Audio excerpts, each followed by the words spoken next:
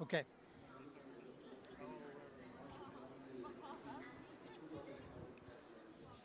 So I think we're ready to get going. Thanks very much for joining us. My name is David McCauley. I'm a consultant to GEF and the Green Climate Fund, and very pleased to have you here on this important topic about the interface between climate and biodiversity, with a special emphasis on the financial dimensions and its financing. We have a very good panel here to discuss those topics, and I think that this nexus on biodiversity and climate is something that's been around for a very long time, but it's really come to dominate many of the discussions within both UNFCCC and CBD, whether you want to call it nature-based solutions or ecosystem-based approaches, or however you want, whatever terminology. I think outside of the intergovernmental dialogue, nobody really makes much of a distinction between the ecological crisis and the climate crisis. They're all one. And I think it would be to the advantage of everyone. Oh, I think we may have another panelist. Good. We'll squeeze. We'll squeeze. Yeah.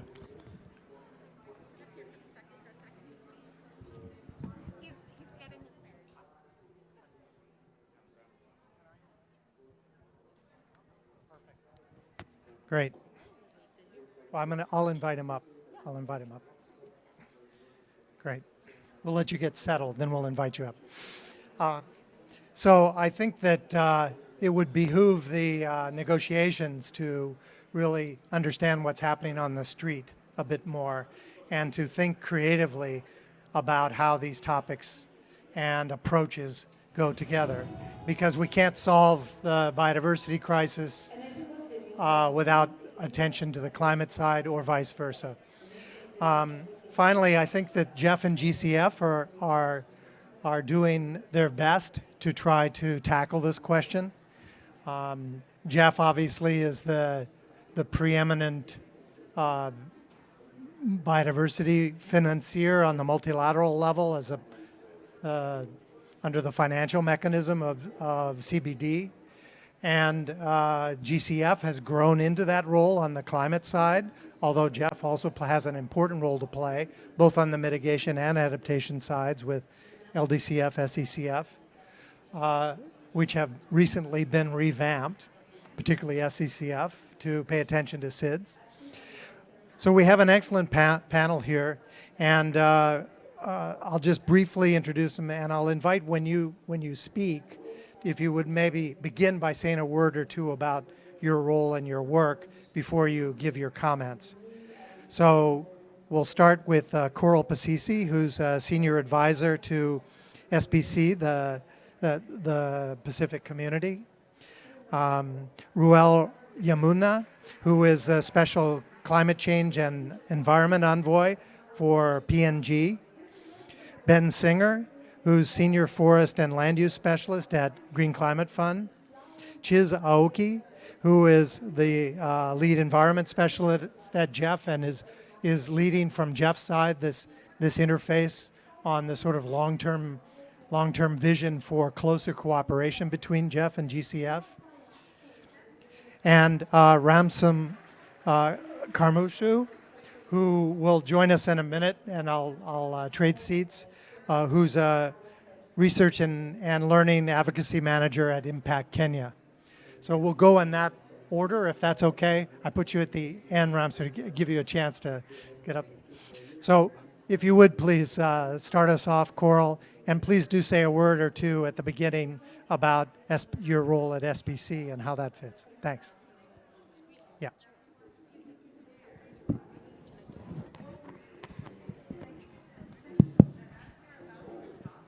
Okay, thank you. Hi, everyone. Okay, my name is Coral. I work for what's called the Pacific Community in the Pacific region, which is it's the oldest intergovernmental organization in the Pacific. 75 years old, so it's the same age as the UN system. And it is the largest technical and scientific agency in the region. About 700 staff, and we're spread across the Pacific. I also work from home now, thankfully, in Niue, which is the smallest country probably in the world, located in the middle of the Pacific Ocean. And I volunteer in the space of ocean conservation as it underpins sustainable development and financing mechanisms commensurate with those needs. So I'm just going to highlight sort of three key things from my perspective and experience, and they cover, one, the unique constraints of small island states and therefore the need to have tailored solutions to capacity supplementation, development and retention. Secondly, I want to speak to the multiple dimensional value of protected ocean, protected nature, and that we have to commensurately draw the different resources in to support that so that we don't skew the outcomes that are potentially associated with protection of nature.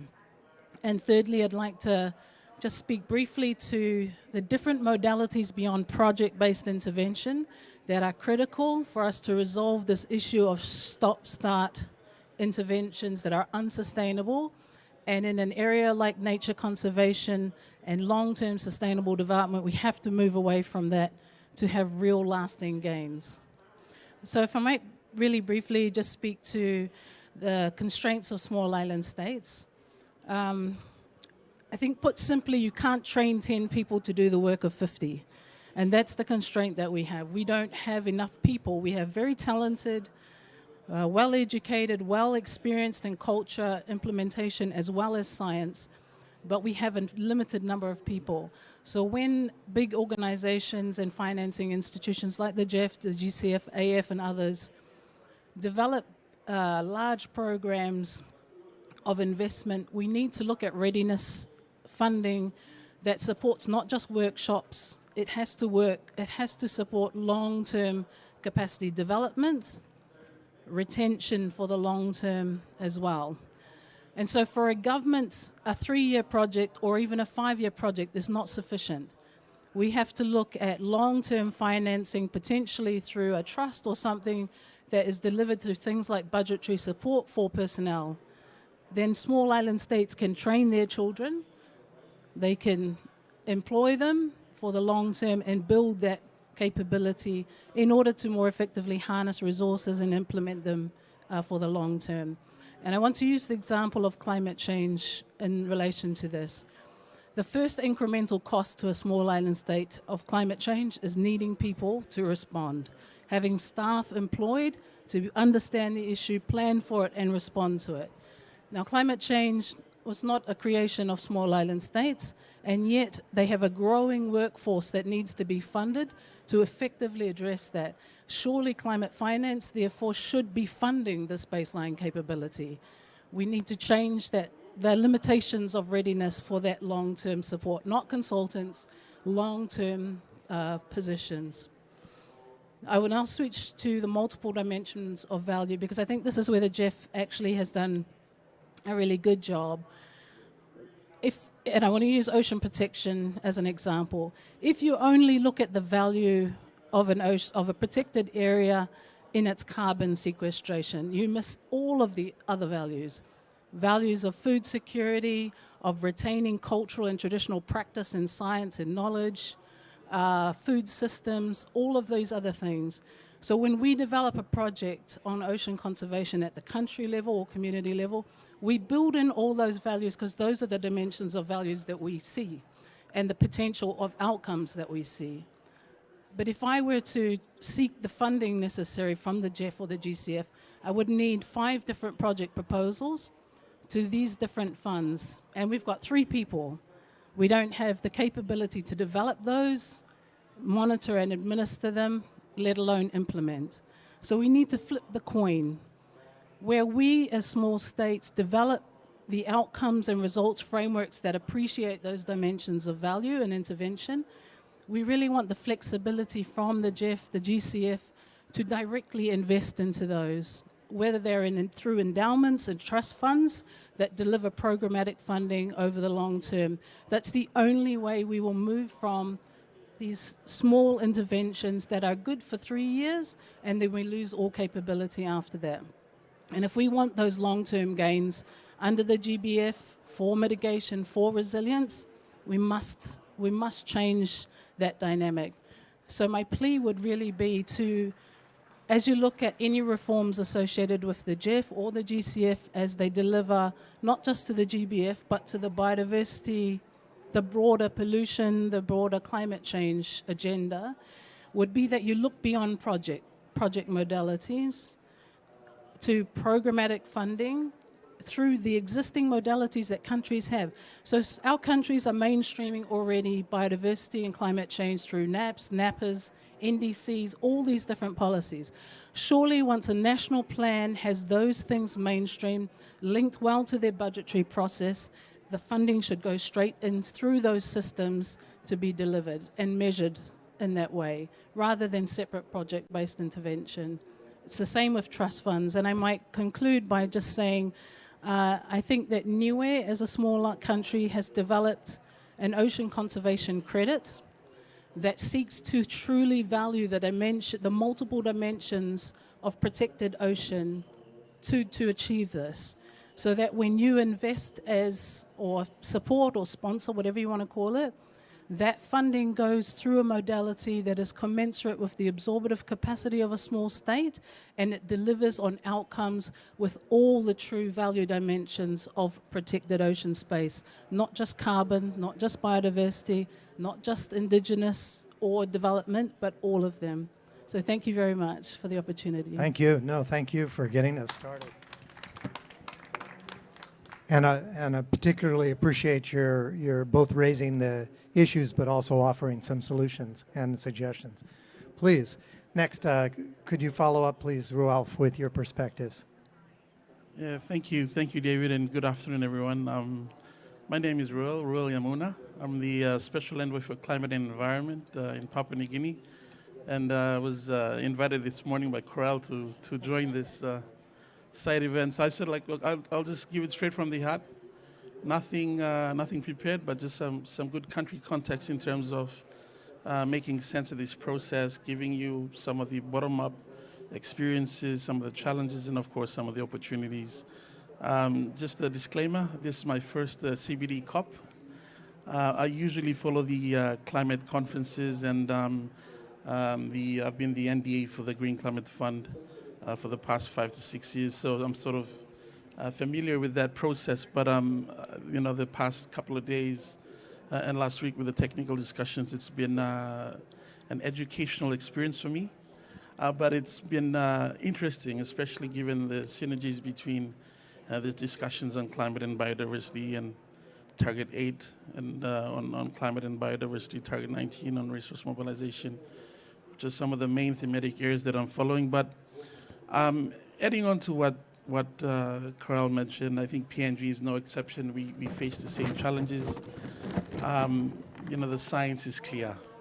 The recent UNEP emissions gap report has highlighted that there is no time for inaction. There has to be ambition from the leaders, from the developed countries, to help us scale up our efforts to address climate change. And the IPCC report goes on further to say that the temperature goal, or the temperature target that we strive to achieve, the 1.5 temperature degree target, is not possible without forests and the other land use sectors, in terms of the efforts that we need to do to reduce the loss to biodiversity, protect our oceans, and increase our efforts to conserve nature. So for me, attending this COP, I see that there's a real need for action. And I'm not just talking action for the sake of greenwashing and making this song and dance about it. I'm talking about the livelihoods of communities in the forefront of this faceless monster we call climate change, this walking juggernaut that is affecting the lives of the Pacific and all our other brothers and sisters in the region and throughout the world. And for for the support that's been given from the Global Environment Facility and the Green Climate Fund. You know, it's been targeted, it's been strategic, but I think in all sincerity, I think more can be done. I had a meeting a few months back in Korea for the country program conference. We had a meeting with the GCF CEO. It was a little round table. He wanted to understand some of the discussions, and I used the opportunity to put to him point blank that they need to increase their presence in the region to be more receptive to what our challenges are. And so, you know, the response was, well, we've got the readiness support. We can help you with whatever that you do, build your capacity, help do the awareness. But I said, look, sir, with all due respect, that readiness support represents 10% of the overall support that's been given, although it's 90% of the challenges that you're facing as a fund, simply because the circumstances in the different countries, in the different regions are different. And so, you know, I said, look, I'm sure there's a lot of options in terms of how best you can increase your presence in the region, but my humble opinion is that you need to be more receptive to the challenges that us small island countries in the world we're facing. And so, you know, for Papua New Guinea in particular, you know, we're not holding hat in hand saying, look, we want to do this. Global Environment Facility help us, so Green Climate Fund help us. We're actually mobilizing finance domestically as well with a biodiversity climate fund that the UNDP, with support from technical support from UNDP, we're setting up, and I nearly forgot, and GEF, of course, with the seed money from GEF. So, you know, that bottom-up, top-down approach in terms of how do we scale up support to help address, you know, the discussions that we're talking about here today, instead of putting all eggs in one basket. So, you know, that's sort of one example. The other is the legislative aspect in terms of creating a conducive policy and legal framework that can instill confidence with our partners to invest directly in the country. Governance is a big issue, as we all know. And so for us, we have a draft protected areas bill that will be tabled in Parliament in the first quarter of next year. We also have the Climate Change Management Act that was amended last year. And so for us, it's all about making sure that we crystallize our needs. We've got the Green Climate Fund country program that was finalized back in 2020. Coral and the team were instrumental in helping us mobilize that initial readiness support that helped us address, you know, the stakeholder engagement, the private sector mobilization, and strengthen our capacity as the NDA. But as Coral rightfully mentioned, our capacity is not enough. You know, as the NDA, I get requests every day about development of a concept note, development of a project proposal, displaced communities, climate-induced migration. I respond to them saying that, look, that is captured in our country program, that is a priority, but it is not part of the needs as per the Green Climate Fund board resolutions, is not part of the priority areas that they see in terms of investment. So for me as the ND, I'm stuck in between telling them, look, you know, just hang in there, we will get support. But this is a community that's in the face of a rising sea level. They're displaced, they're in a temporary location. They're just helping for support to help them migrate to a permanent location where they can start their life, just as a practical example. And so sometimes as the NDA, I see that more can be done from some of the established financing institutions like GCF and GEF, Adaptation Fund, amongst others. But I think in closing, what I would stress in this discussion is that we need to be more receptive to the needs of the countries in the region, countries that are vulnerable, small island countries that have crystallized their priorities. They know what their needs are. It's just the support that's needed to help them adapt and mitigate the effects of climate change. When I mean support, I'm referring to support at scale, making sure that they have enough to overcome some of these challenges. I didn't want to just go off topic or anything, but I thought I'd just add value to the discussions by just giving some of the first-hand experiences that some of us in a small island country like Papua New Guinea face in terms of dealing with these challenges. So with that, thank you. Really valuable. Thanks so much. Okay, so I'm informed that Ramson's ready now, up to speed. Thank you so much. And just to keep the flow going in terms of these perspectives, we'll go to Ramson, then we'll come back to GEF-GCF.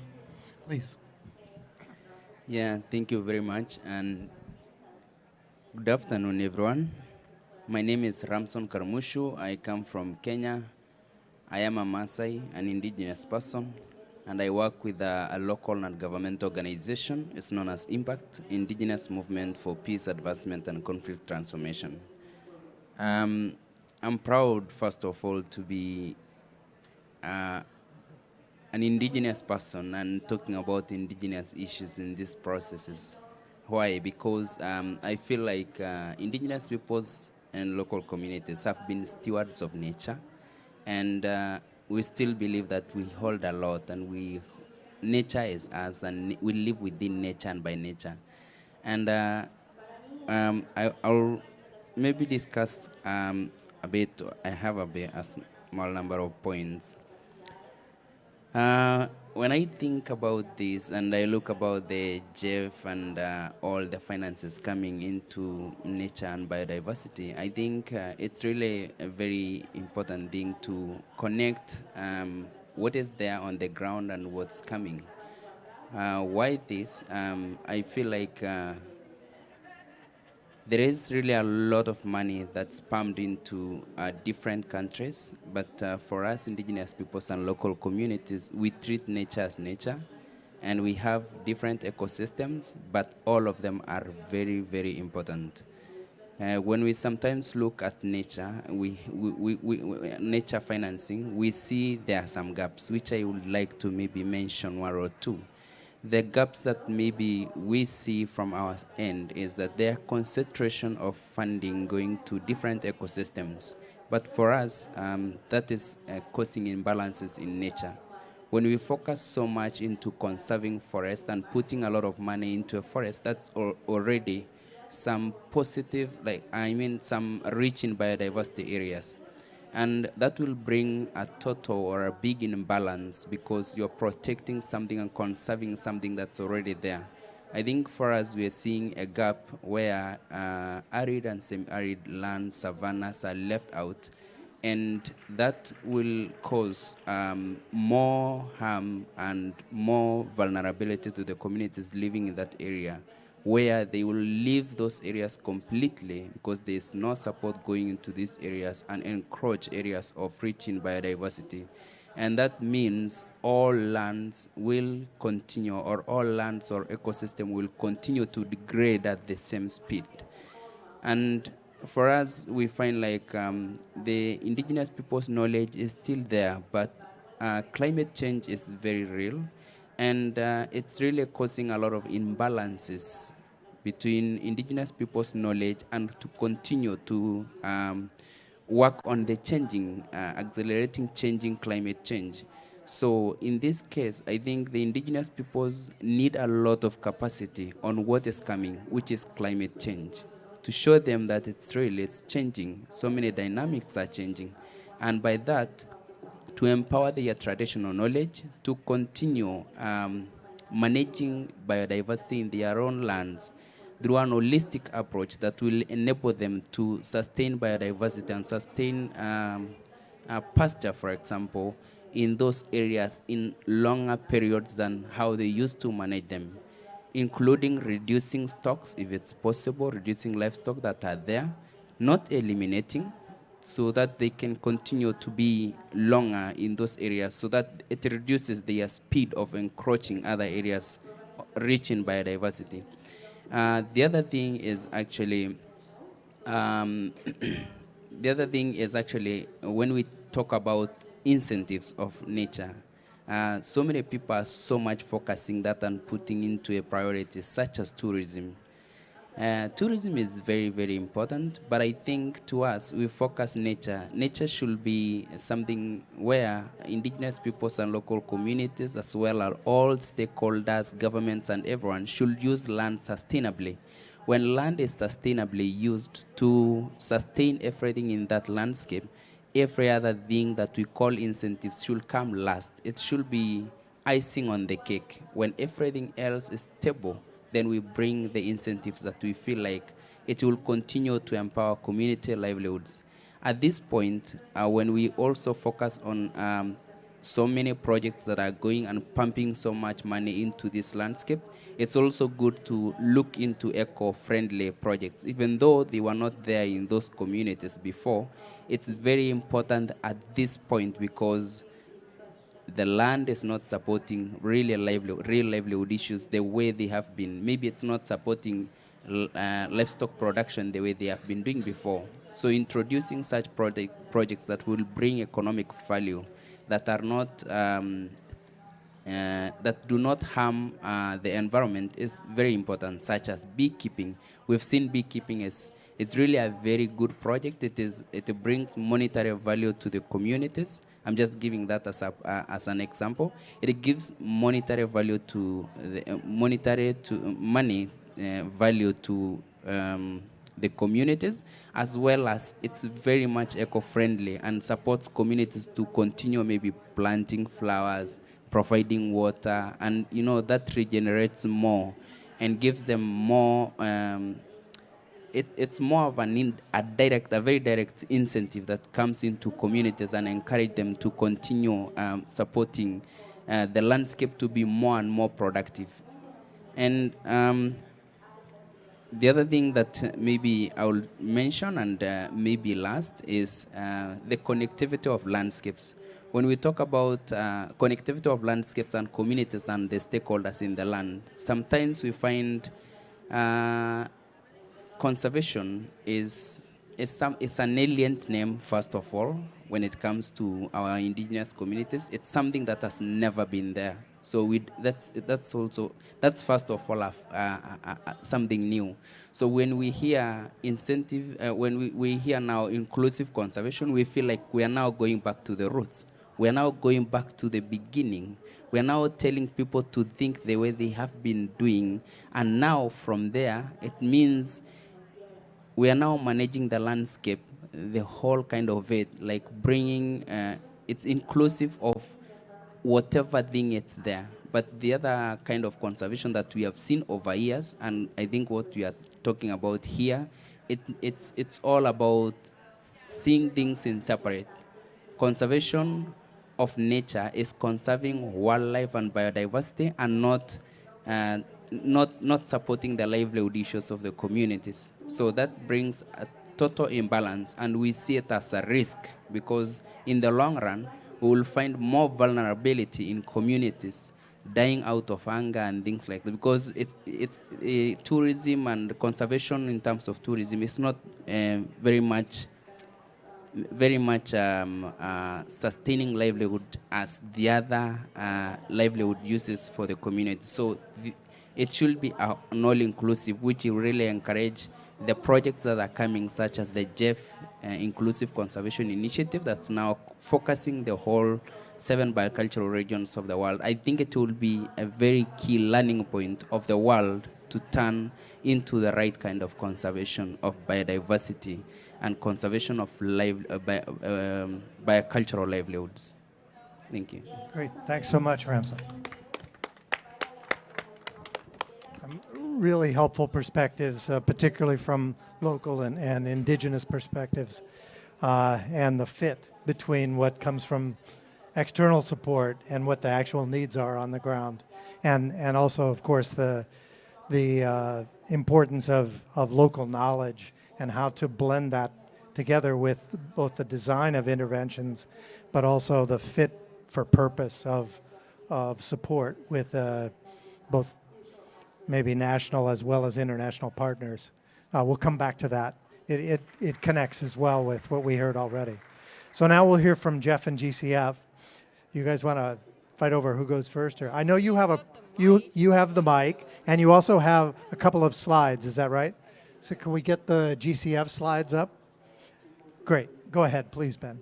Thanks very much, David. And first of all, I think it's really useful and really important to hear from ultimately what are two categories of vulnerable stakeholders who are SIDS, right? And you are on the front line of climate change. All the emissions that are happening, you are the ones that are suffering most from it, right? So extremely vulnerable categories, countries, and particularly vulnerable communities as well. So I think it's really important to hear these voices. And it's a challenge for us at GCF, at Green Climate Fund. We're located in the Republic of Korea. There are ongoing discussions about having regional offices, which would help us extend our outreach, right? But for the time being, it does remain a challenge. So for me, it's very useful and very refreshing to be able to hear these voices. I prepared a few slides because I'm aware that we have probably what's more of a biodiversity crowd here, so you might be less familiar with GCF. So I have a few slides to explain a bit of how GCF works. It's a bit of a GCF 101. And then hopefully I can have a few remarks reflecting on what we've heard so far. So the GCF, the Green Climate Fund, was set up by the UNFCCC, the UN Framework Convention on Climate Change. And so we serve the Paris Agreement, which as its name suggests, was agreed in Paris in 2015. You probably heard of it. We support what we call non-Annex 1 countries, which effectively are mostly developing countries, to transition to low emissions and climate resilient societies. Low emission meaning that we finance climate change mitigation, and climate resilient meaning that we also finance climate change adaptation, so both mitigation and adaptation. And we serve as a hub of the climate fund landscape as a result. Here are a few of the principles by which we operate. The first one is that we are country driven, and clearly not sufficiently so. But we take that as a fundamental principle of how we operate. Just last week, I organized what we call a Right Shop in the Caribbean, where we brought together a number of focal points, some of our focal points, which we call national designated authorities in the Caribbean, to together draft a regional level project proposal. And so from the very earliest stage, we brought input from the countries so that we could build in the country needs and the country interests at the earliest stage of project proposal development. This is a new model, but it worked really, really well, and I hope we can replicate that in the future, including in the Pacific. We're an organization that emphasizes and encourages partnerships. We have a long-term vision with the GEF, so we're collaborating very, very closely with our partners here at the GEF, and we'd also like to thank the GEF for housing this event today. We have a dense network of over 200 accredited entities and delivery partners around the world. We also have a range of financing instruments. So, of course, we provide grants, and grants are absolutely fundamental, especially where markets do not exist, where the private sector will shy away. But we want to be able to bring in private finance because we know that public finance won't be sufficient in closing the finance gap for conservation. So we have a range of financial instruments available, so beyond grants. So we have debt, so loans, guarantees and equity, and these instruments are really useful for crowding in private finance, for de-risking private investments.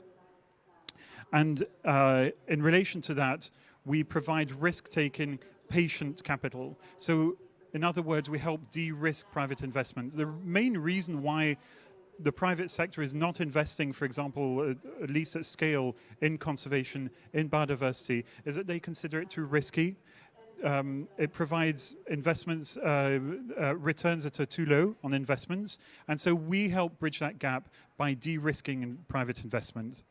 And we have a balanced allocation. We are targeting a 50-50 balance between mitigation and adaptation. For the time being, we're still 51% in favor of mitigation. So we encourage a lot of adaptation projects so that we can achieve that 50-50 balance. And we operate in 8 result areas. These are pretty much equivalent to sectors. There are 4 result areas in mitigation and 4 result areas in adaptation. Those that are probably most relevant to biodiversity are forest and land use, which is a mitigation result area, and this is the one that I specialize in. But also ecosystems and ecosystem services, livelihoods of people and communities, and health, food and water security. I'll come back towards the end about how we are mainstreaming biodiversity. Then we have a portfolio. Currently, we were established in 2009. We became operational, so we started operating almost exactly 7 years ago. And we now have a portfolio worth 11.3 billion US dollars. And if you add co-financing to that, that comes to over $42 billion. Now, talking about the Green Climate Fund, as I mentioned, we focus on climate change mitigation and climate change adaptation, and that is our mandate. Our mandate comes from the UNFCCC, and we serve that convention, climate change, right? But it doesn't mean that we don't also finance biodiversity. We don't have a mandate to do that, but we do have a mandate to maximize what we call co-benefits.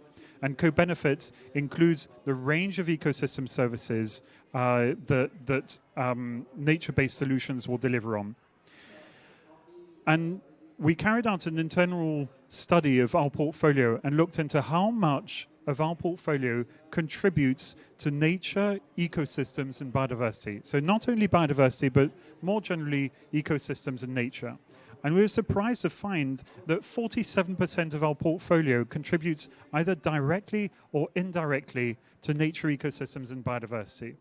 That was a surprising finding, and that's equivalent to over $5 billion that have been committed to date by GCF. Now, if you look at the range of ecosystem services, of which biodiversity is one, these are all the ecosystem services that GCF has financed in its portfolio, and these data date from about 1 year ago, so they're not entirely up to date. What you see is that there's a whole range of ecosystem services, but also that biodiversity here, which is the longest orange bar here, that almost 25 of our projects actually directly contribute to biodiversity. So it's one of the ecosystem services that we invest in the most. And this was also an interesting finding that came out of our internal study. These are the different colors here represent the different sectors, the different result areas that I was talking about earlier. So not only forest and land use, ecosystems and ecosystem services, but also sectors such as energy efficiency, low emission transport, early warning systems, cities, buildings, and urban systems. And those you don't have an intuitive link between these sectors and biodiversity. And yet what we found was that biodiversity is increasingly streamlined across the GCF portfolio.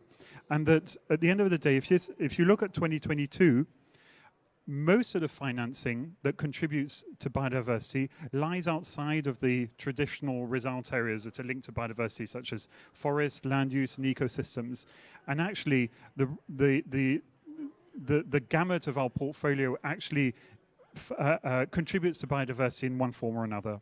That bump you see in 2019 and 2020 was our program on RED Plus results-based payments. So that was a program that came to an end earlier this year, so that's why you have a temporary bump. But apart from that, you can see that there is a gradual increase that illustrates the fact that we are increasingly integrating biodiversity, mainstreaming biodiversity into our portfolio. These are a few examples of the projects and programs which we have financed in the past few years. As you can see, it runs the gamut of the different ecosystems, the different biomes, but also the different intervention areas that GCF can cover that you have on the y-axis.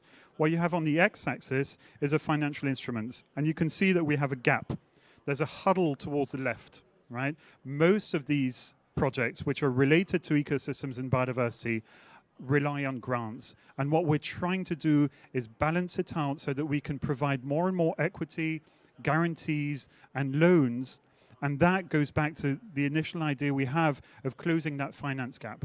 We can't only rely on grants because public finance provides grants, but public finance can't close a gap alone. Just a last word on where we're going. We're going into our second cycle, GCF2, in 2024, and so we've initiated our replenishment period at the moment. But we've also looked at programming, longer-term programming.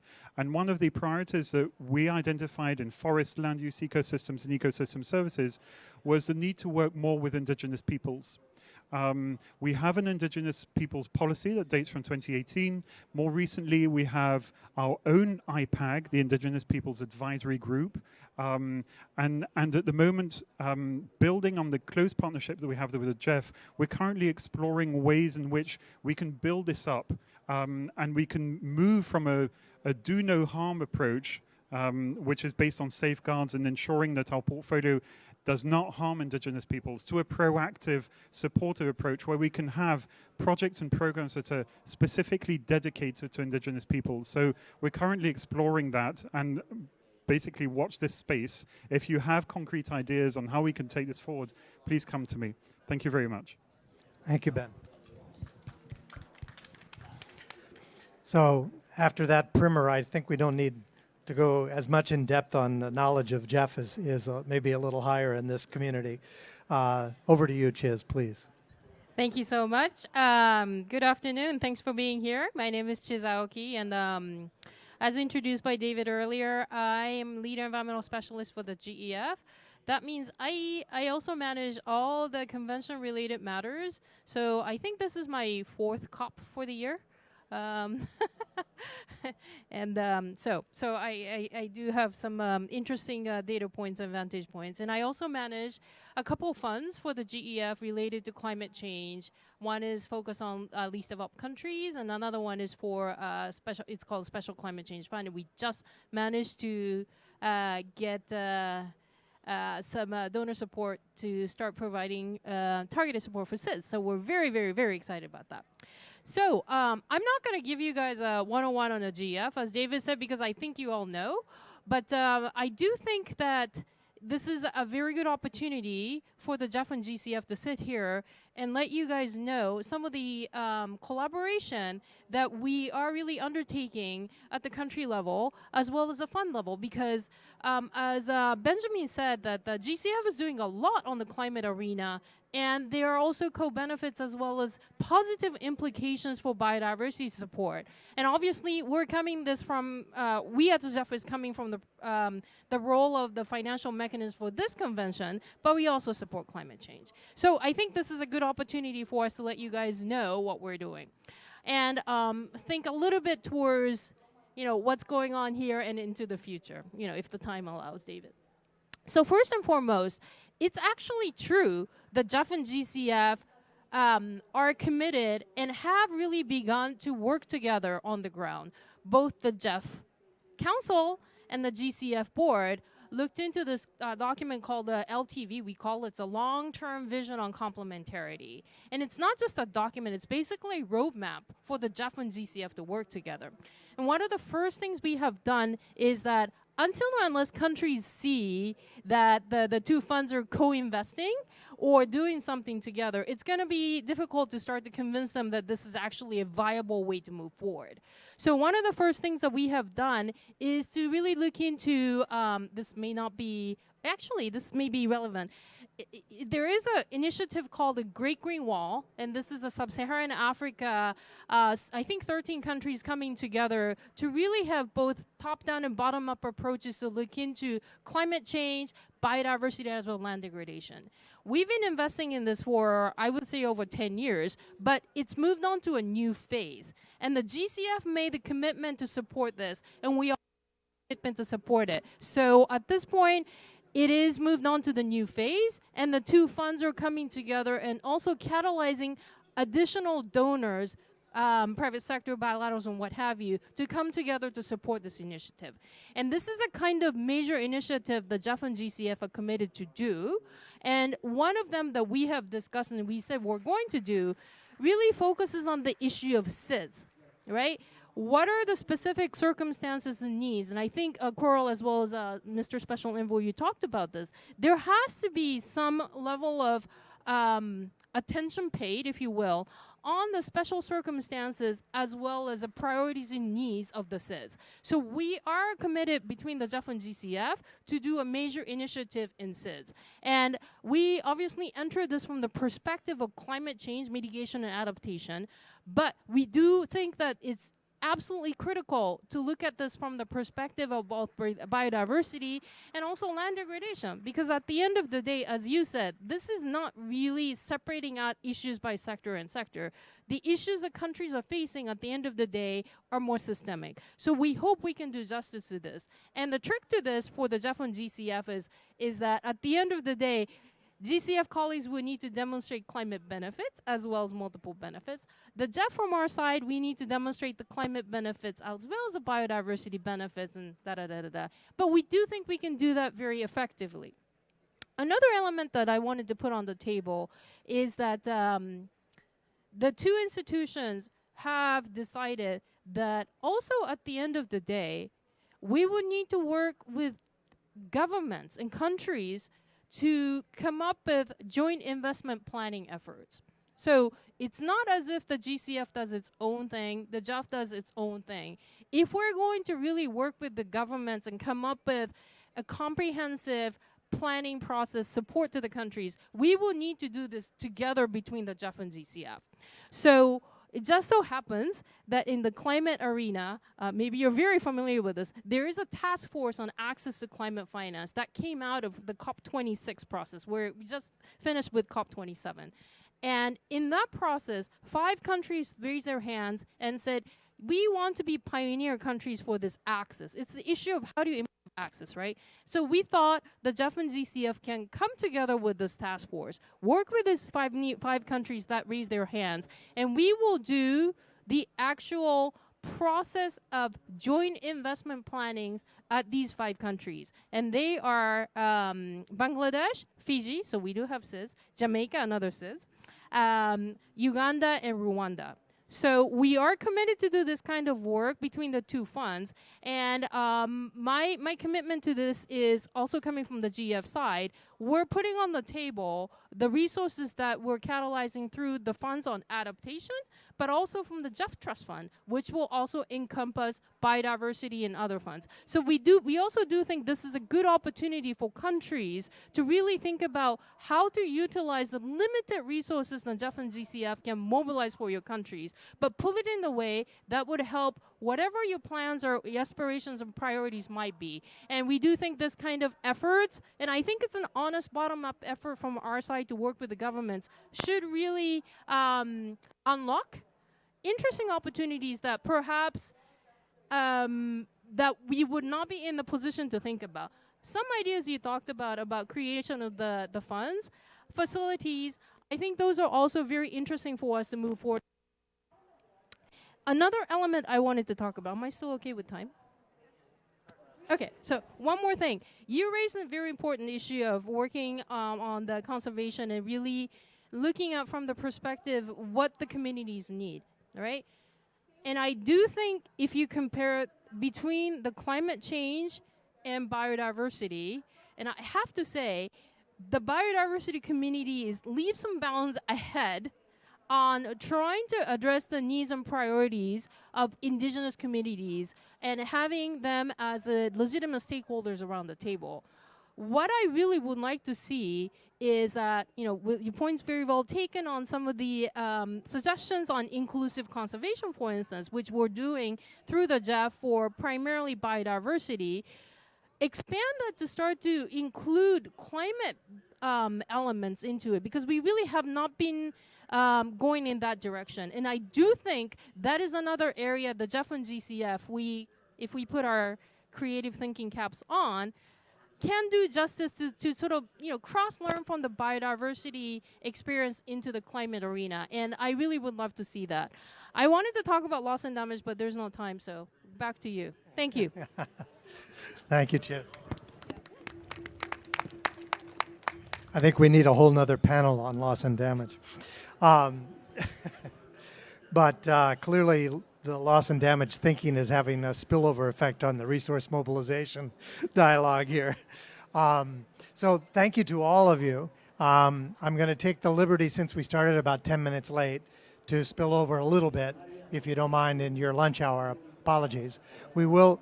I just want to do a quick round of dialogue on a couple of key questions, maybe some quick interventions back from the panel again, and then I also do want to open up to the audience before we close, so we can have that opportunity as well. So, and then maybe I'll take a minute or two at the end to pick up on a couple of key themes, some common takeaways that, at least from my perspective, I've seen here.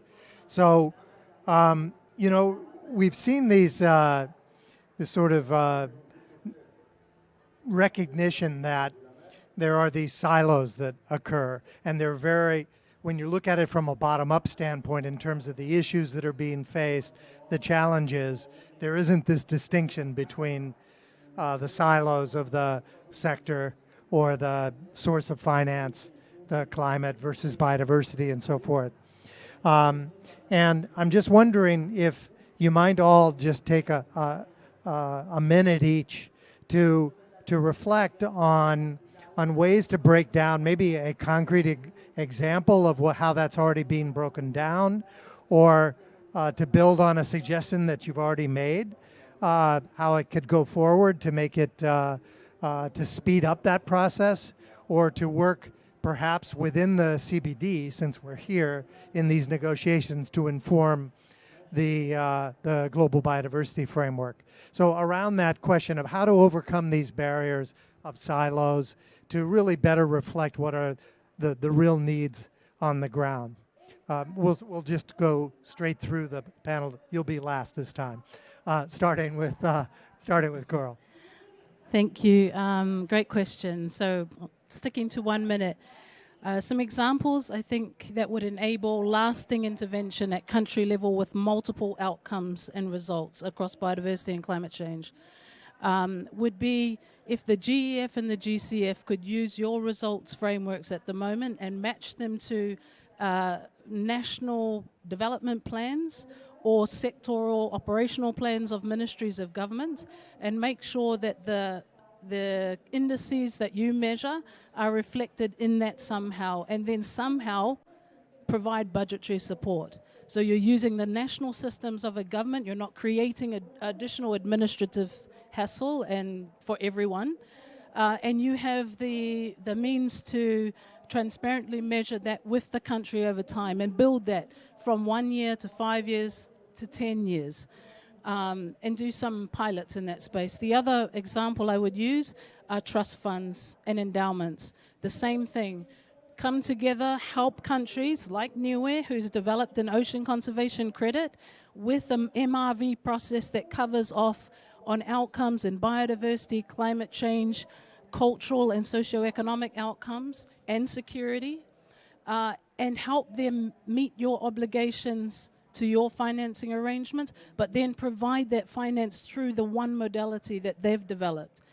Break those barriers of what you're currently using with just projects or even big fancy programs, and deliver smaller amounts of money that are more commensurate with the ability of countries to absorb, but over a much longer period of time, so that it's predictable and they can use that over a longer period of time for sustainability. Great suggestion. And let me just comment before Ruel, while you gather your thoughts. It also presupposes, though, that the countries themselves are looking at this from an integrated standpoint. So if, you know, and that's not the case for every country, but it's certainly more the case at the country level than it is from the top down segregated funds. So that's the challenge. They have to meet in the middle on that. Please, Ruel. Yeah, thanks, David. I think Coral hit the nail on the head. I think for me, my take would be you need to reconcile the investment criteria I think Corel touched on this. The investment criteria is with the country's priorities. And again, it goes back to my earlier point on being receptive to what our country needs are. And I think what I will say here, there's a lot, but I think what I will say here is, for us on the islands, for us in a small island countries like Papua New Guinea, Niue, and others, we deal with what we can hold, touch, and feel. We need to know exactly what is needed to help our communities. And for me, I think increasing your presence in the region is very important, because I still see a need for awareness. I still see a need for the basics, just going back to educating our people on what they need to do to take ownership of the issues, what they need to do to be part of this process before I can play my role as the GCF, NDA, or the national focal point. So for me to do that, I need them to understand the processes and be appreciative of the requirements, so that there can be adequate, consistent, and predictable climate finance. I think the last point would be reconciling the needs in terms of the climate rationale, the climate science. I think there's a need to reconcile existing knowledge, and I think with our good friend here from the Indigenous community, I think traditional knowledge has a key role to play here. I think if we can create a repository of traditional knowledge that we can depend on, that can be verified, but that can be depended on to help strengthen the narrative in terms of the impacts of climate in our communities, I think that will be a powerful narrative in terms of helping us become a more streamlined approach in terms of accessing finance. So building with what we have at the community level, but at the same time meeting the needs of GCF and GEF to ensure that we have bankable projects that's developed. Thank you. Great. Thank you, Ruel. That's great. Ben. So in terms of silos, we have two big silos here. We have biodiversity and climate change, right? And it was great in 1992 to have 3 different conventions, right, of which climate change and biodiversity. But the downside of that is that there's consistently been a gap. And pretty much the only organization that's managed, that's striven to bridge that gap has been the GEF over the years, right? GCF falls into a silo. Inevitably, that's our mandate. We have to focus on climate change mitigation and adaptation. But as you saw in my presentation, it doesn't mean that we haven't looked at biodiversity, we haven't looked at ecosystems. We've actually managed to mainstream it, not only by putting efforts into maximizing, again, what we call co-benefits, but also simply because you cannot address climate change, either mitigation or adaptation, without also looking at ecosystems and biodiversity. It's just not possible. The silo only works to a certain extent. It works at the top. It works when we're in headquarters. It can work when we're still discussing things. But on the ground, you can't possibly address one without addressing the other. And that's probably been our savior at the end of the day. But we hope to be able to build on our long-term vision with the GEF to further bridge that gap between biodiversity and climate change. Yeah, thanks. Chiz, just before you speak, I noticed when Ben was giving his figures on the current, I was going to say balance sheet, but that's not really, like the portfolio of GCF, it's roughly comparable to that of GEF, somewhere around 12 billion in various stages of implementation of GEF projects. But I would wager if they applied the same criteria that GCF did to look at how much of it is tied to ecosystems and forests and others, it would be more like 80 or 90% of that portfolio, as you said, Jeff. So, Ben. So there's a heavy overlap. And I know for GEF 8, you're looking at 60+% in terms of just the Rio markers. So please, cheers. Yeah, thank you for that. So you're correct that for GEF's new phase called GEF 8, we're looking at 60% of our investments from the GEF Trust Fund going into address biodiversity needs. That doesn't also take into account at this point biodiversity and land-based multiple benefits that we can actually expect to have from adaptation investments, because those are tracked separately for the LDCF and SCCF, two other funds we have. So anyway, so a couple points that I wanted to come back to. First point, just reflecting on what Coral said as well as Mr. Special Envoy, is how do you reconcile the investment criteria with the national needs and whatever you're looking at? And I think there is a question of how do you reconcile the investment criteria between the GEF and GCF as well as what we're actually looking at the end of the day, right? So this isn't necessarily the sexiest topic, but we really have been working between the GEF and GCF as well as other climate funds to come up with common indicators as well as methodological frameworks, right? Because at the end of the day, at least on the climate side, we want to make sure that we're not actually for vastly different methodological frameworks as well as, well, indicators to a certain extent. For mitigation, we know what they are. And in adaptation, there is starting to be a little bit of a more common, I guess, framework. But how you go about measuring those and reporting them, there is still a lot of work that we need to do among the funds. We're not just talking about GEF and GCF, among the funds to really enable that. And I do imagine that the same would apply to the indicators as well as criteria for biodiversity. So this is something I think that the funds have really started to undertake. And we're really hopeful that this kind of unsexy work will actually generate a lot of double dividends going down the road.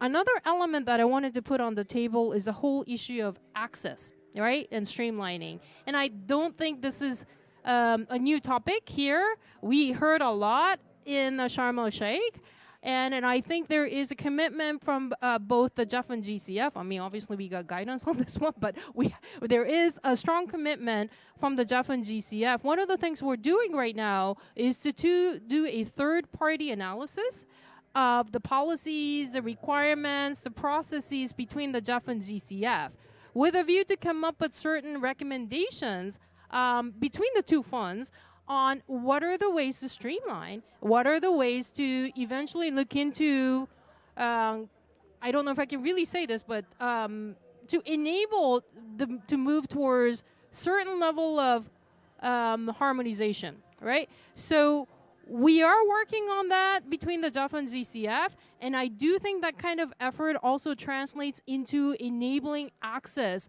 to financing for both climate change and biodiversity. So, I mean, there are these kinds of efforts that the two funds have committed to do and we're working on, and eventually I think they're going to really help us really tackle the issues that have been put on the table by all the participants. Thanks.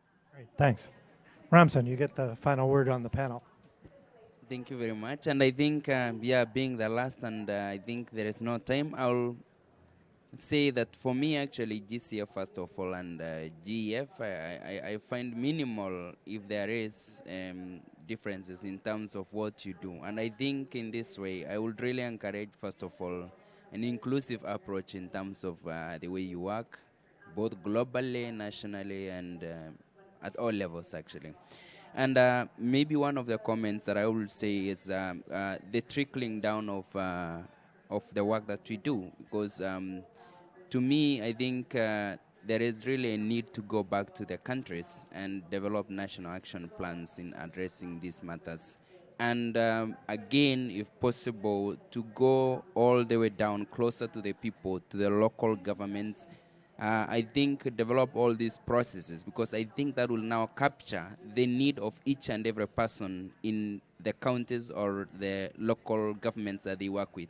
I'm sure we cannot have one national action plan that will suit maybe the West, Central Africa, and East Africa. We'll have different action plans, of course, in terms of how we approach matters, in terms of conservation of biodiversity and how people use it, access and benefit sharing. So in this case, why I'm saying like trickling down and going all the way to the grassroots and develop maybe policies on how to work on issues around the ground that will capture everyone, including the people that are on the ground. And I think it's also a realization that even us working in our own counties or countries, we are trying so much as possible to work closely with the government to develop policies that include the needs of the people, because we know NGOs and NGOs that are there locally and internationally might not be there forever, but the governments will remain to serve the people. So to strengthen the policies that are bottom-up approach to include everyone in the long run, because at the end of the day, when we talk about GEF, it can go through the GEF focal points per country. And I think if that's addressed in terms of policies and how they take actions in every country, it can still include everyone. Now taking into consideration if they decide to take civil society organizations that are operating at the ground to take some initiatives in support, that's fine. But I think there is really a need to think inclusively and have that multi-sectoral and inclusive approach of matters. Some matters around de-risking, maybe for example, businesses might also lead into risking communities, and we have seen that, and we can give a lot of evidences. So it's all there is really a very big need to have an inclusive approach of all these matters. Thank you. Great. Well, that's a very good and integrated wrap-up. Gets to some of the points I was going to make at the end, so you saved me also from having to do that. I think we do have time for maybe one or two quick questions, and I have the mic, so we'll start here. Okay. Hello, can you hear me all right? So I have a comment and a question. So my name's Dave Oswald. I'm with a company called DE. So we design and implement national environmental information systems for MEA reporting in SIDS in the Caribbean. So this is GEF funded, so thank you very much for that. The comment first is about speaking to the how do we get through barriers. So our mandates for these projects that we've done thus far, which have been for St. Lucia and Antigua and Barbuda, have been to facilitate and build systems to help them report to the Rio Conventions. So by de facto, when we start the projects, we de-risk these projects by heavy engagement in the inception period. So when we go, we meet with pretty much any relevant government agency that's submitting data for reporting to biodiversity, land degradation, and climate change conventions. But what we also do, which has proven to be quite successful, is engage with local NGOs. So not international NGOs, but specifically local NGOs. And that has really helped us break down a lot of those barriers. The question that I have is related to MRV requirements. So speaking to your point, what is the GEF and the GCF doing with respect to beefing up or building or implementing MRV criteria for your investments, especially considering the requirements of the Enhanced Transparency Framework of the UNFCCC? I'm curious as to see what you're doing. Thanks, David. My name is Carlos Manuel Rodriguez, and I work for the GEF, and super. That is true, no? Yeah, that's true. I work for the GEF, and I'm super happy to see our colleagues for the Green Climate Fund in a CBD COP. I mean, it is meaningful. And our colleagues from the Adaptation Fund are not here because we were not able to join them in the GEF delegation and accredited themselves, but they were willing to be here. So it is fabulous to see the other funds looking for more integration and more alignment. As a matter of fact, it's quite ironic to me to be in my position and now working with the GCF, because when I was a minister, I was very much against the creation of a climate green fund, because I was saying we already have the GEF, why we don't need a new fund? And, you know, life is like a big circle, and now I'm at the head of the GEF, working with our dear friends from GCF in looking for alignment. But that alignment should happen at multiple dimensions. I mean, we heard you, and I thank you, the panelists, for joining us, giving testimony on the need for strong alignment. At the end of the day, GEF can be 100 times bigger, that if countries continue to invest in economic activities that destroy nature and contribute to climate fund, there will be no money to solve it. If we continue destroying the primary forest, the natural ecosystems, the reefs, nature and biodiversity, at the rate that we are doing it, there is no money enough to repair that. So at the end of the day, what we need is political consistency and coherence. And the effort that the GCF and GEF are doing goes in that direction, even though sometimes we feel we are swimming against the current, because here the CBD negotiators are saying we need a biodiversity special fund for implementing the new framework. Seems like we did not understood the lessons of the past. They are saying that the GEF is not putting enough money in biodiversity, that the GEF only thinks on climate change or other conventions. And we don't realize, and some of these negotiators doesn't realize, that the loss of biodiversity and climate change are two sides of the same coin. And what is that coin? The unsustainable, irrational consumption and productive pattern that we have. So coherence, alignment is super important, because I see a tendency for fragmentation, even more fragmentation, fragmenting the funds, fragmenting the decision-making processes. And that really goes against the currents of coherence, sustainability. Sustainability in the terms of policy that last through decades and are resilient to political changes.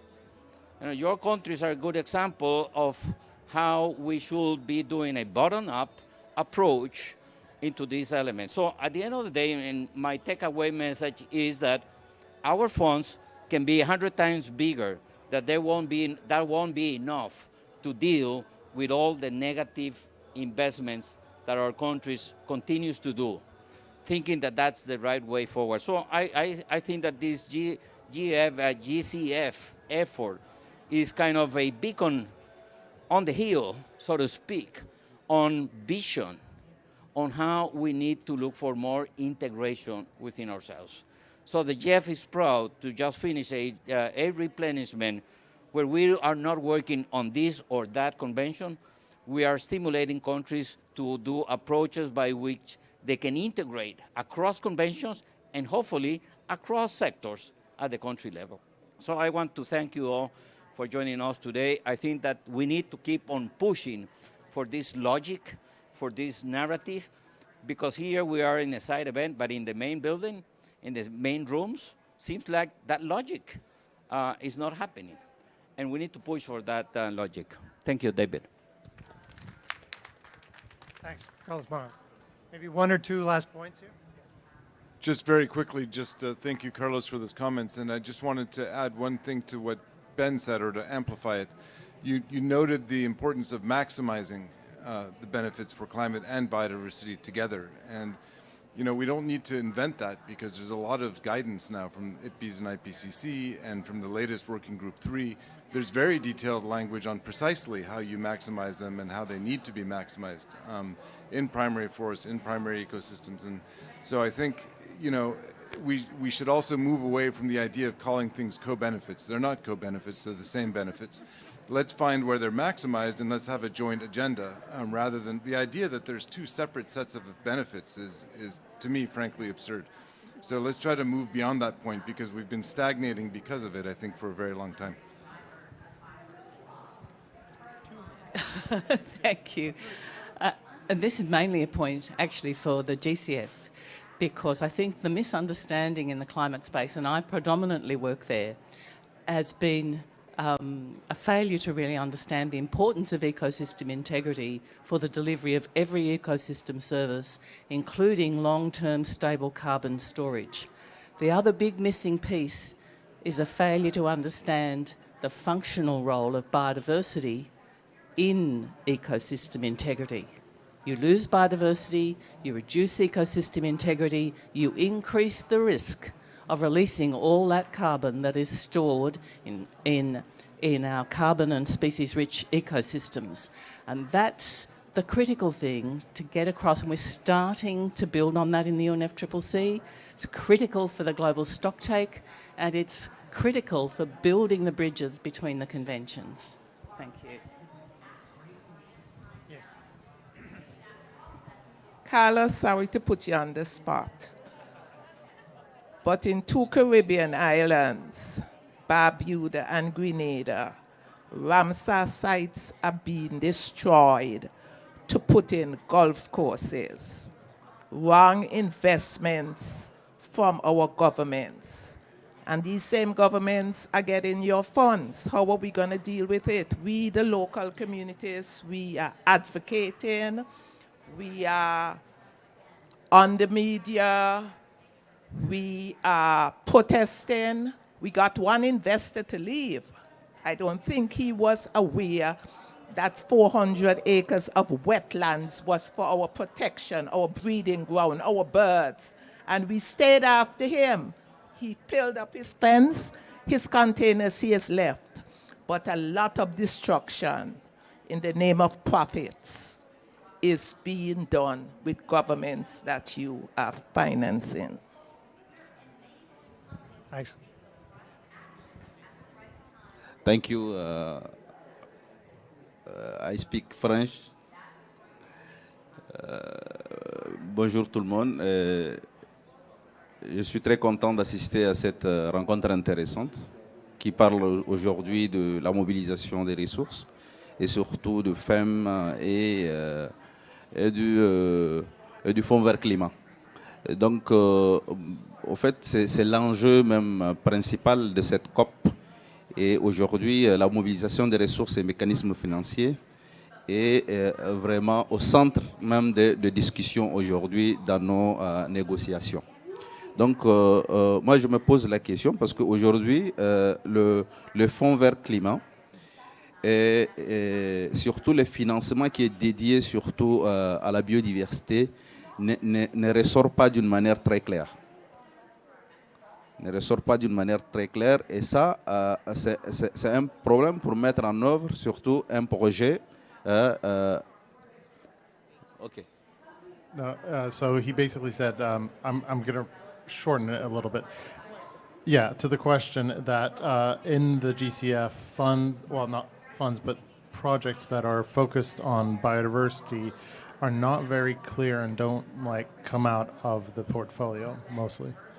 Et aujourd'hui, l'accès à ce financement, surtout l'accès au financement Fonds vert climat, est d'abord un peu pour nous, le pays en développement, est très, très difficile. Donc, on parle de l'accès qui n'est pas vraiment très facile. Alors que la biodiversité, nous sommes le gardien de cette biodiversité. Et pour accéder à un fonds pour résoudre le problème de la biodiversité, reste difficile. So access to funds from the GCF is quite complicated, and especially from a perspective of the guardians of biodiversity on the ground, and basically the resolution between those two opposing facts. Alors, bon, suite à ça, pour ne pas monopoliser, donc juste pour poser la question, alors quels sont les mécanismes nouveaux que nous pouvons mettre en place pour faciliter l'accès à ces fonds et rendre clairement l'aspect biodiversité dans ces fonds vert climat. Et pour le GEF, toujours l'allocation, c'est-à-dire la cagnotte qui a alloué à la biodiversité, n'est pas suffisant pour la biodiversité. Merci. So what mechanisms can be put in place to help access to the GCF funds, especially within the context of the clarity of funds that go to biodiversity, and also for the GEF, the amount that is put to biodiversity is still insufficient.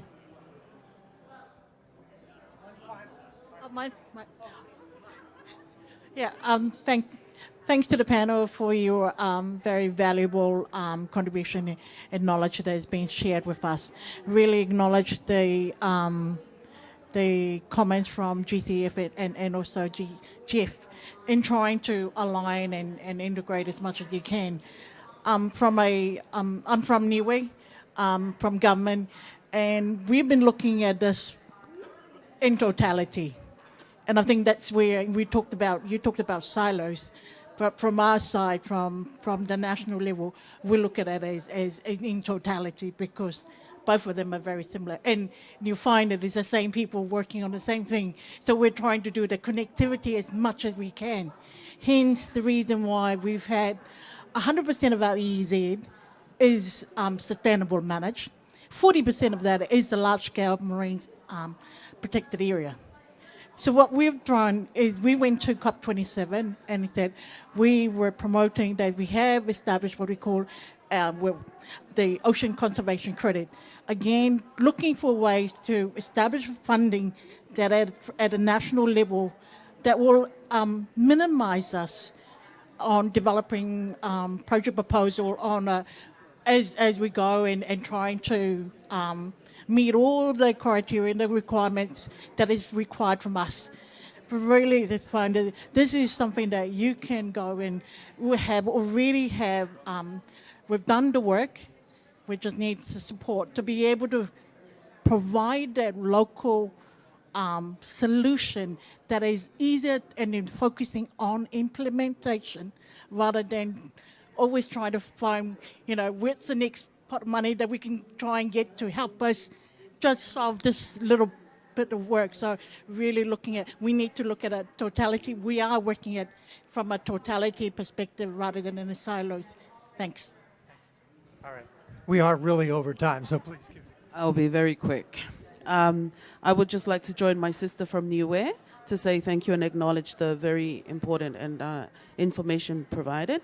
I'm from Tonga, and I work for a local NGO. We are the umbrella NGO.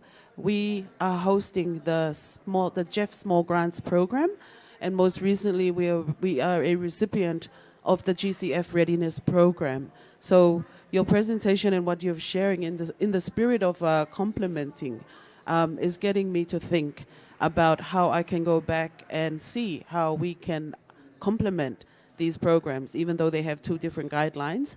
And I see there is a way forward by the target audience or the people, the beneficiaries, where we can complement and just to make sure that they're not that these areas are separate, but to let them know that they can complement, and biodiversity and climate change shouldn't be treated separately. I think that's all I have to say. Thank you very much. Thanks, and thanks to you all. I think given the timing, with the indulgence of my panel, I'll just let GEF and GCF, because most of the questions were directed at GEF and GCF. So if you want to just briefly respond to whether it's MRV or whatever the question might have been, maybe just take a minute each. I'll be very quick. So there was a question. I'm going to take two questions. One is the overlay of climate change and biodiversity, and the other question on the transparency. So points very well taken on the issues raised, and I just wanted to let you know that this issue of vital reserves of both biodiversity and climate change significance was something that the President Macron raised in COP27. And the GEF has agreed to lead a working group on this particular issue, looking into the whole notion of what are some of the innovative mechanisms to address both the carbon and biodiversity in these vital reserves that are around the world. So learning, some lessons from what we have done in the climate space, but also looking, really having the more honest conversation and how does it work when you're talking about biodiversity and conservation on top of that. So we're very lucky that we're going to start this working group this week in 2 days, and Yannick is also on board as part of that working group. Yannick is, I'm sorry, I should just say the executive director of GCF is also on board with that, as well as all these other prominent thinkers from both the finance as well as biodiversity conservation and climate change. So we do expect that there's going to be some interesting work coming out of that, and we're very happy that the GCF will be also engaged in that particular arena. Very quickly on the question of MRV requirements, and you were talking about what support we're giving to the countries?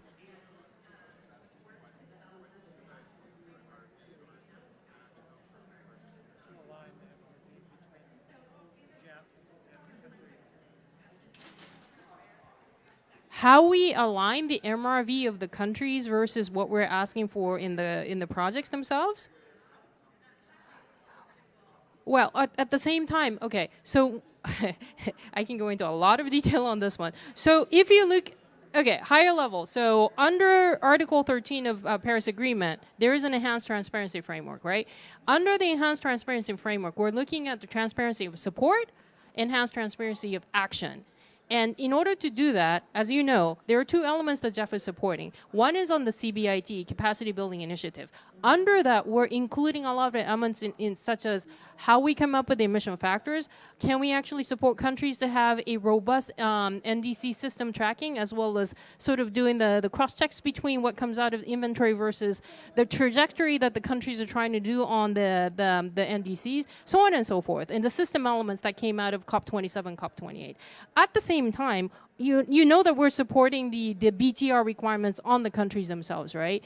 So there are elements related to the whole notion of what are some of the, what do you call it, the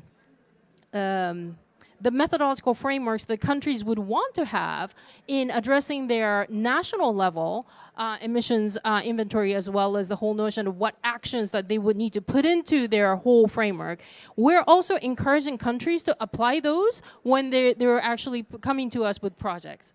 So I guess that's the higher level answer I can give. I don't know if that was higher level at all. But anyway, I'm going to give the microphone to Ben. Thank you, Cheers. Since you answered the question, then Marvi, I might answer maybe the collective question or collective comment on supporting countries and facilitating access to finance from GCF.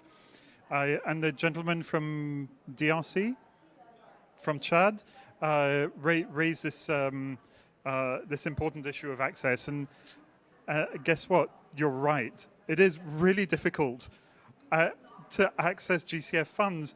And since I've been working at GCF, I'm surprised by how complicated it is. So, and I think everyone is painfully aware of that within the fund. So we have an entire division called country programming, which is there to provide this link outreach to the countries that we support. But we also have specific instruments to support countries and support organizations in drafting project proposals that are viable for GCF. So we have a readiness program, un programme de préparation, that supports countries in designing what we call a country program, so that will include a pipeline or series of projects that GCF can finance. We also have PPF, the Project Preparation Facility, which unlocks financing specifically for building up project proposals. And on top of that, we have technical assistance, and that's really easy to unlock. We provide support through a consultant to actually draft, for example, a concept note or a funding proposal. So we have these different mechanisms. But it's true, and especially in countries like Chad, where there's the language barrier in addition to all of this, the access becomes really difficult. So yes, we're aware of it, and yes, we're working on it, and hopefully our increase in the number of partners that we have, including direct access entities, so national institutions that become accredited to GCF to channel finance to these countries. Hopefully that is also helping the countries with limited capacity to unlock financing from GCF. So it's work in progress, and we hope we can improve that. Thank you. Okay, well, I really appreciate the keen interest in this topic. Thank you all for staying on. I won't try to say much except that it's very clear that there's an acknowledgement of the sort of multiple benefits of nature and the difficulties that are created by the siloed funding and how to overcome that. I think that financing fit for purpose, whether it's for SIDS or for others facing special circumstances, is a key element. Also, the importance of Indigenous knowledge, as well as adjustment and stewardship, and as key partners on the ground. The efforts that are underway, we've heard about from GEF and GCF, and it's not just these institutions, but we've seen the UK and France and Canada earmarking a portion of their climate financing for nature-based solutions, this sort of broader acknowledgement of this interface. is really occurring across the whole international climate and biodiversity and food and development assistance frame. And finally, we see that these access issues remain and are integral part of this, and we've seen it in the Global Biodiversity Framework resource mobilization questions. We heard already from Carlos Manuel Rodriguez. I won't try to repeat anything he said, but he made it quite clear that this is a high priority, at least of these two institutions, and I think of many others. So please join me in thanking our excellent panel here, and thank you all. Apologies for running late. I didn't do my job very well.